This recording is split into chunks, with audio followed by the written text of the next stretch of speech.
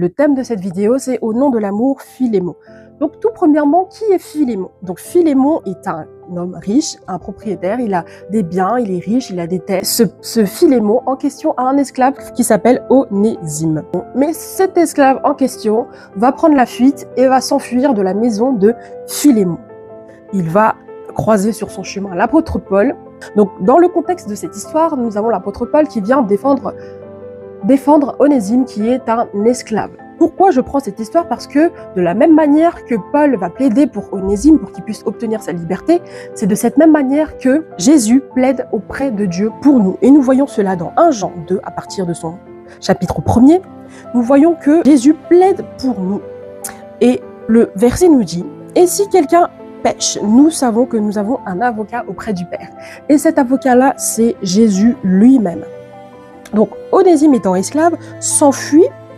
Et par la suite, nous savons qu'il va se convertir. Donc, il ne sera pas simplement un esclave, mais il va devenir un frère dans le Seigneur. Donc, un frère dans le Seigneur pour Philémon. Et voilà pourquoi Paul va plaider la cause de Philémon pour dire « Oui, c'est vrai que cet homme t'a fait du tort, il t'a fait du mal, mais ce n'est pas un simple esclave. Il est parti de chez toi en tant qu'esclave, mais aujourd'hui, il n'est plus esclave, mais il est frère et il est ton frère. » Donc, par amour pour l'œuvre de Dieu et par amour de la même manière que Christ t'a aimé et t'a expié de tes péchés, toi aussi pardonne à ton frère qui t'a fait du mal, parce qu'il n'est plus un simple esclave, il est devenu ton frère.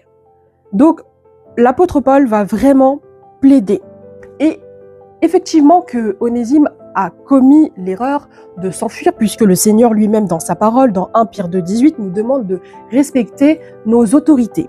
Et il le dit, « Serviteurs, soyez soumis à vos maîtres avec un entier respect. » Donc là, dans ce contexte-là, nous voyons que effectivement, Onésime est parti, a fui ses tâches, a délaissé le travail qu'on lui avait donné, donc ce n'est pas correct, effectivement. Mais Paul va plaider sa cause. Puisqu'il a une dette envers moi, puisque moi aussi je prends mon temps pour prier pour lui, je prends mon temps pour élever ma voix, à prendre ses sujets de prière pour lui, il a une dette envers moi.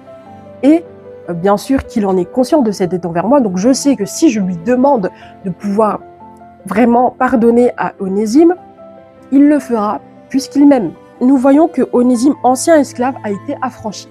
Il n'a pas seulement été pardonné, mais il a été affranchi. Il n'est plus esclave, il est frère dans le Seigneur. Et par la suite, il aura des responsabilités dans l'église de Éphèse.